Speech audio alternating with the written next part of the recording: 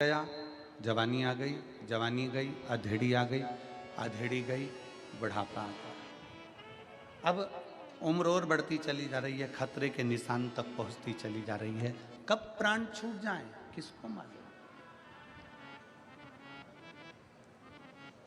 कौन सा पल, कौन सी घड़ी, कौन सा क्षण आपका और हमारा कौन सा आखिरी है, ये किसको मालूम।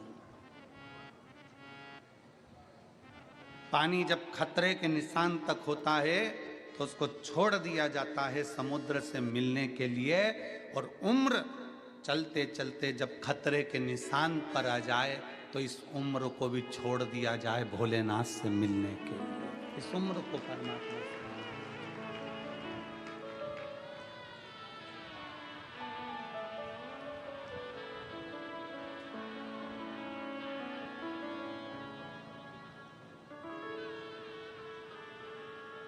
कभी जिंदगी में एक मौका मिले, मेरे काल अधिपति महाकाल राजा के चरणों में बैठो।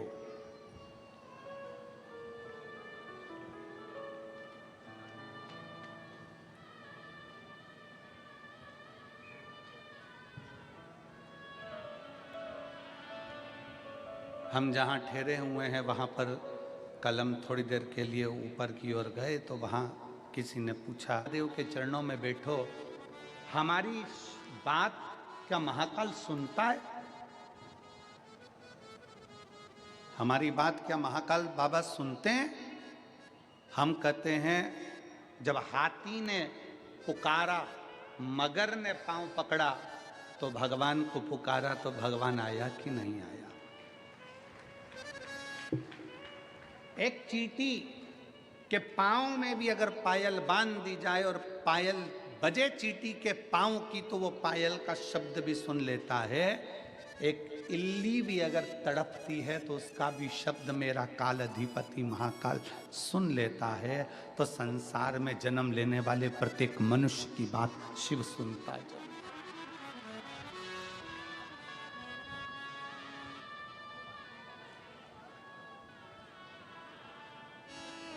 सुनता है। हम हिंदी बोलते हैं, वो हिंदी में सुनता है।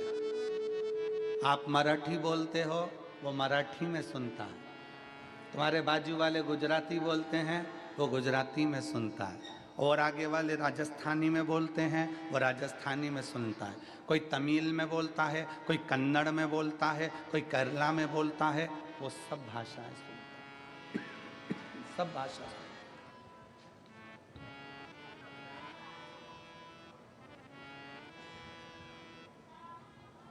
तुम्हें 10-20 भाषा आती होगी, कितनी भाषा आती होगी? आपको और हमको 10-20 भाषाओं का स्मरण हो सकता है, हम समझ सकते हो। पर उससे पूछो, वो चिड़िया की भी भाषा समझता है, इल्ली की भी भाषा समझता है, झिंगुर की भी भाषा समझता है, चूहे की भी भाषा समझता है, पशु और पक्षी की भी भाषा समझता है। दर्द केवल मनुष्य को ही नहीं, शिव पुराण की कथा कहती है दर्द इस मृत्यु लोक में चाहे जलचर हो, थलचर हो, वायुचर हो, कोई भी जीव हो, दर्द उसको भी होता है। और वो सबका दर्द मिटाने के लिए अपनी कैलाश को छोड़कर, अपनी अवंतिका नगरी को छोड़कर मेरा महाकाल राजा तुम्हारे करीब में आ ही जाता। दर्द किसको नहीं होता।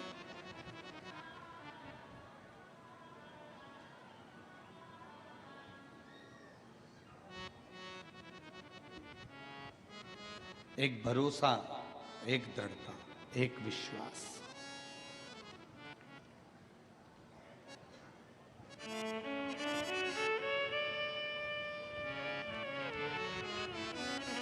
कितना सुंदर किसी ने कहा कि मानो तो मैं गंगा मां हूं और ना मानो तो मैं बहता पानी।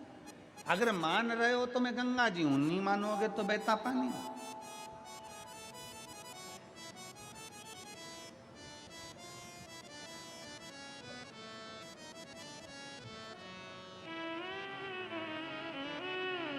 गोदावरी गंगा की एक बड़ी सुंदर कथा है, आप लोगों ने सुनी कि नहीं सुनी वो हमको नहीं मालूम।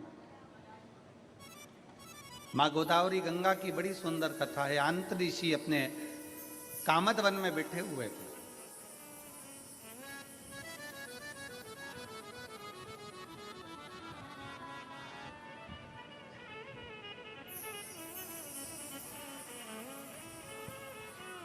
और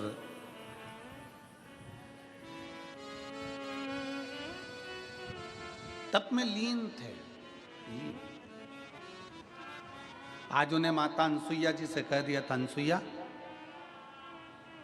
54 वर्ष का तप करने के लिए बैठ रहा हूं और तू मुझे जगाना मत। 54 वर्ष का मैं तप करूंगा, 54 ईयर्स का। 54 वर्ष का मैं तप करूंगा, तू मुझे जगाना मत, मेरे को तप करने देना। मुझे तप में बैठना है और मुझे तप करना है। 54 वर्ष तक तू मुझे जगाना मत। कामद वन में आंत्री और अनसुईया निवास कर रहे हैं और आंत ऋषि तप में लीन हो जाते हैं, तप में डूब जाते हैं।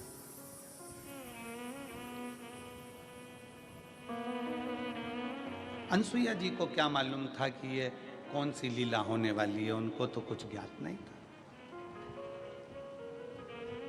पति दुकान पर क्या कर रहा है, सर्विस में क्या कर रहा है, नौकरी में क्या कर रहा है, फैक्ट्री में क्या कर रहा है, पत्नी को उससे मतलब नहीं है। पत्नी को तो ये मतलब है कि मेरा सुहाग अमर रहे, मेरे बच्चे अच्छे रहें, परिवार में कोई दुखी ना हो, मेरे सास ससुर, मेरे परिवार सब अच्छे से रहे। पत्नी का फर्ज ये है कि वो अपने परिवार का सुख चाहती है। स्त्री क्या चाहती है? अपने परिवार का सुख।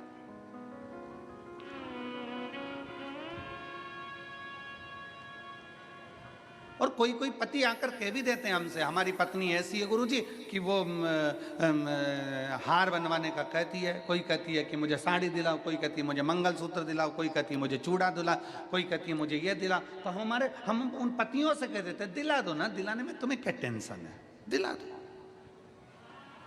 अरे गुरुजी अगर अभी दिलाएंगे तो और डिमांड करेगी।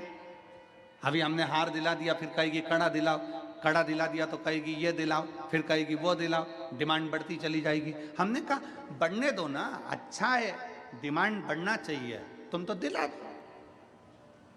अरे गुरुजी तुम हमारी पत्नी का पक्ष ले रहे हो, तुम्हें तो हमारा पक्ष लेना चाहिए।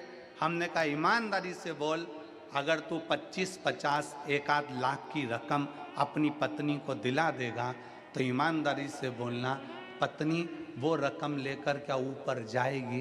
पत्नी वो रकम तेरे ही बुरे वक्त में काम आने के लिए निकाल कर दे दे। पत्नी रकम लेकर ऊपर जाएगी। अगर वो अंगूठी मांग रही है, अगर वो मंगलसूत्र मांग रही है, अगर वो चूड़ा मांग रही है, थोड़ा सा उसने विनय करा है, दे दो। अरे पति कहता है वो अगली बार फिर डिमांड करेगी, अरे करने दो ना।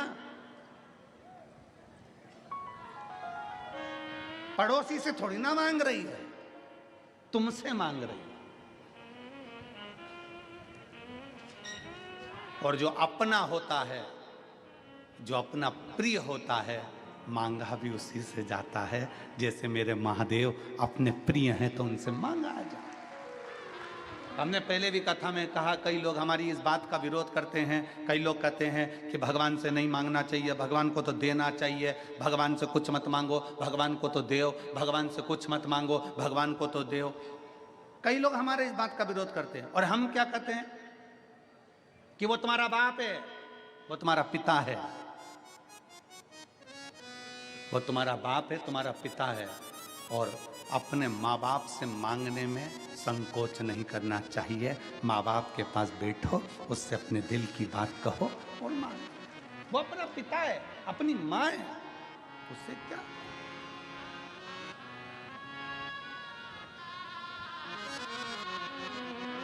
हम दूसरे से तो नहीं मांग रहे, हम दूसरे के दरवाजे पर तो नहीं जा रहे, हम दूसरे की चौखट पर तो नहीं जा रहे। और फिर निवेदन है, कोई तुमसे कह दे कि वहाँ चले जाओ, वहाँ से ये मिल जाएगा, वहाँ चले जाओ, वहाँ से ये मिल जाएगा, वहाँ चले जाओ, वहाँ से ये मिल जाएगा। नहीं नहीं नहीं, हमें अपने शिव को छोड़कर हम कहीं नहीं जा सकते। हमारा भरोसा हमारा शंकर है।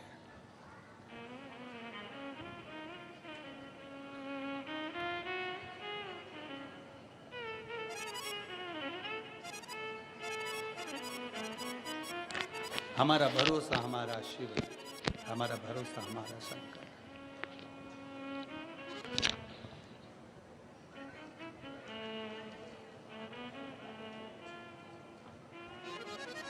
और जब हमारा भरोसा हमारा शिव हो जाए तो वो लीला रचता है। स्त्री के पास में अगर कोई सामान रखा हुआ है, कोई साड़ी अच्छी मिल गई है, मेरी जीजियों पर विश्वास तो करो। ये मेरी इतनी सारी बहनें बैठी हैं ना, ओ मेरे जीजाओ, इन पर जरा भरोसा कर कर देखना। मायके से भी अगर अच्छी साड़ी मिल जाती है ना, तो ये मेरी बहनें पहनती नहीं है, पेटी में रख देती है। मेरी बेटी बड़ी होगी, उसकी शादी होगी तो उसके दहेज में दे दूंगी।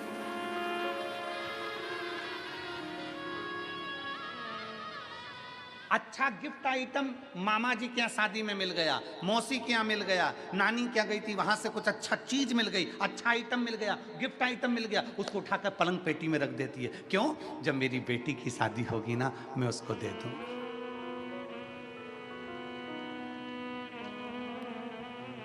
थोड़ा सा अच्छा सामान मिल गया ना, मेरी ये जीजियां उठाकर संभाल के रख देती हैं। मेरी बहू आएगी ना, उसको दे दूंगी। और क्या चाहिए तुमको?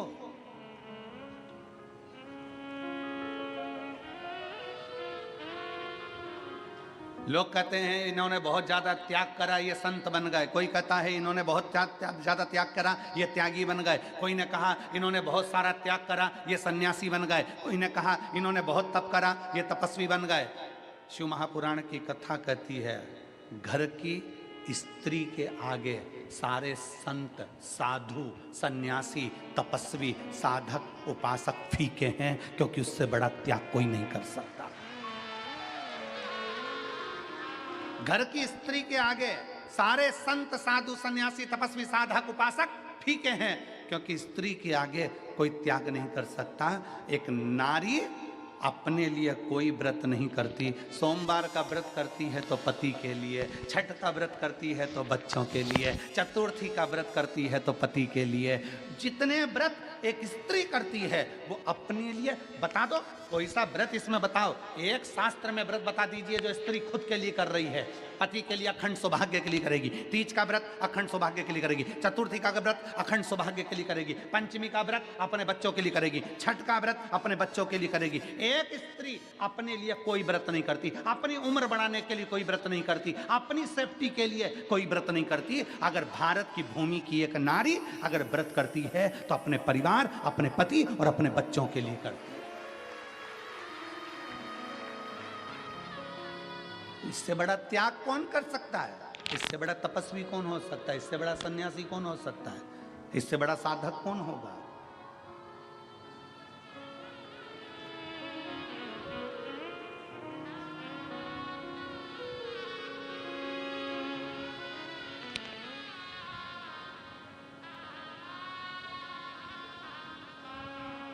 कल हमारे पास में सूचना आई, गुरुजी बांग्लादेश में हिंदुओं पर बहुत अत्याचार हो रहा है। आप कुछ नहीं कहोगे?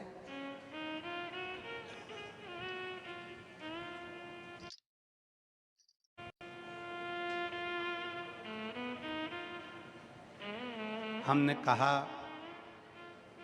बांग्लादेश में हिंदुओं के साथ अत्याचार हो रहा हो या किसी भी देश में अत्याचार हो रहा हो, सभी हिंदू भाई बहनों से निवेदन है, हाथ जोड़ने का समय खत्म हो गया हो तो हाथ खोलने का समय चालू कर दो।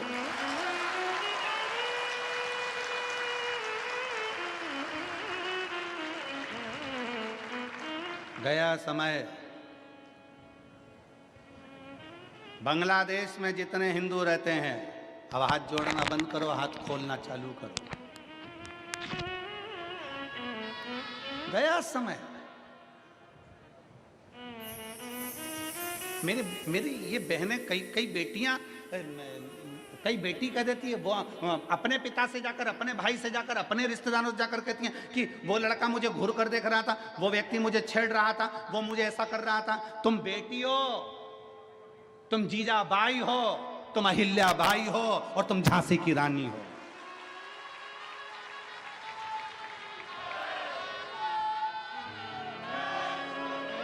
तुम अकेली हो क्या? अकेली एक स्त्री एक बेटी अपने पिता से जाकर कहे कि वो लड़का मुझे छेड़ रहा था, कोई जाकर कहे कि अपने भाई से वो लड़का मुझे छेड़ रहा था। अरे तुम जीजा बाई बन जाओ, अरे तुम झांसी की रानी बन जाओ, तुम अहिल्या बाई बन जाओ। किसी की हिम्मत नहीं कि कहीं का माई का लाल तुम्हें आंख उठाकर देख ले। मेरी बेटियों, माला भी साथ रखो और भाला भी साथ रखो, कभी भी कुछ भी काम आ सकता है, कभी भी कुछ भी काम आ सकता है। कब तक डरोगे, कब तक झेपोगे? अपनी जिंदगी को मस्त होकर जियो, अलमस्त होकर। जीवन की आनंदता है जीवन।